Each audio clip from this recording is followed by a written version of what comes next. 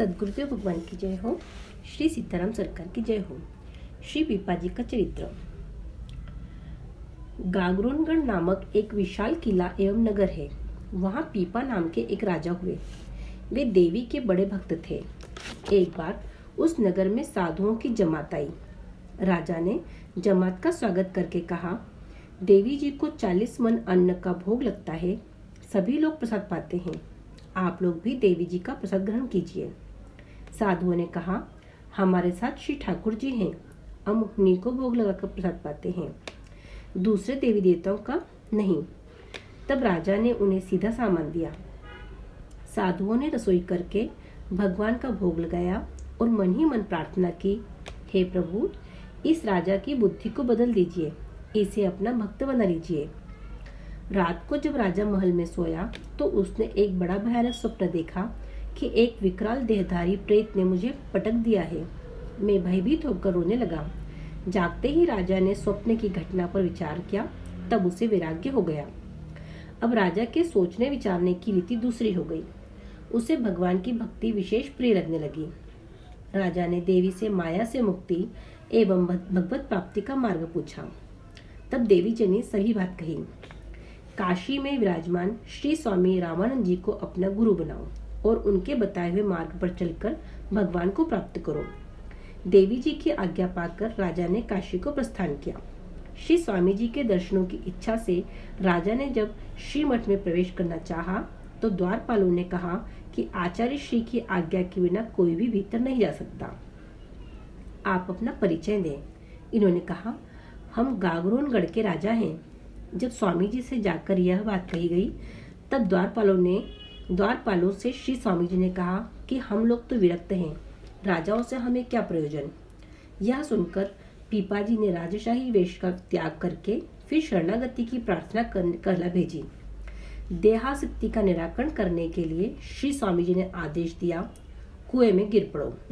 आज्ञा सुनते ही मन में अत्यंत प्रसन्न होकर पीपा कुएं में गिरने चले, परंतु श्री स्वामी जी के सेवकों ने पकड़ लिया। इनकी दृढ़ निष्ठा देखकर श्री स्वामी जी बड़े प्रसन्न हुए और इन्हें बुलाकर दर्शन दिया। श्री स्वामी रामानंद आचार्य जी ने भक्त पीपा को मंत्र दीक्षा देकर अपना शिष्य बनाया और इनके ऊपर विशेष कृपा की। गुरुदेव के अनुग्रह से श्री पीपा जी ने भगवत भक्ति को दृढ़ता पूर्वक अपने हृदय में धारण किया। श्री स्वामी जी ने इन्हें आज्ञा दी कि अब तुम अपनी राजधानी गागरोनगढ़ को जाओ और वहीं घर में रहकर साधु संतों की सेवा करो। 1 वर्ष बीतने पर जब हम तुम्हारी सेवा को सरस जानेंगे और यह देख लेंगे कि तुम संतों की सेवा में सुख मानते हो और तुम्हारी सेवा से सुखी होकर संत तुम्हारे यहाँ से विदा होते हैं, तब हम तुम्हारे घर आएंगे, वहीं हमारा दर्शन करना। श्री स्वामी जी की आज्ञा पाकर श्री पीपा जी घर को लौट आए और बड़ी सुंदर रीति से संत सेवा करने लगे। जब वर्ष पूरा होने लगा तब आपने गुरुदेव भगवान को एक पत्र में लिखकर भेजा कि दास पर आप कृपा कीजिए, अपने वचनों का पालन कीजिए। पत्र पाकर श्री स्वामी जी अपने प्रिय 40 भक्तों को साथ लेकर गागरोनगढ़ को चले। हरि शरणम हरि शरणम हरि शरणम। इस चरित्र में श्री रामानंदाचार्य जी ने पीपा जी के लिए 2 परीक्षा ली हैं।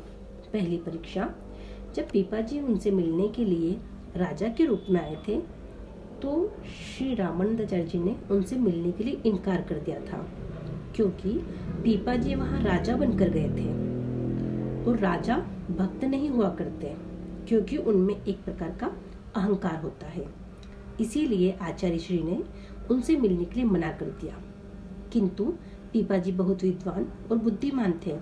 उन्हें इस बात का समझ आ गया था कि आचार्य श्री ने उनसे मिलने के लिए क्यों मना किया। इसीलिए पीपा जी ने अपने राजसी वेशभूषा को त्याग करके एक सामान्य वेशभूषा धारण की और फिर से आचार्य श्री से मिलने गए। जब रामानंदाचार्य जी को मालूम पड़ा कि पीपा जी इस बार एक सामान्य व्यक्ति के रूप में उनसे मिलने आए हैं, तब उन्होंने उनसे मिलने के लिए हाँ बोला। लेकिन उन्हें एक बात और पता करनी थी कि पीपा जी को कहीं दया आसक्ति तो नहीं है, यानी कि उनको अपने शरीर में ज्यादा मोह ममता तो नहीं है। इसीलिए उन्होंने पीपा जी को कुएं में गिरने की आज्ञा दी। जब पीपा जी सहर्ष कुएं में गिरने के लिए तैयार हो गए तब आचार्य श्री को इस बात का पूरी तरह निश्चय हो गया कि पीपा जी भगवान के भक्त हैं और बहुत बड़े संत बन सकते हैं। इसीलिए उन्होंने उनको अपनाया और दीक्षा दी। हरि शरणम, हरि शरणम, हरि शरणम।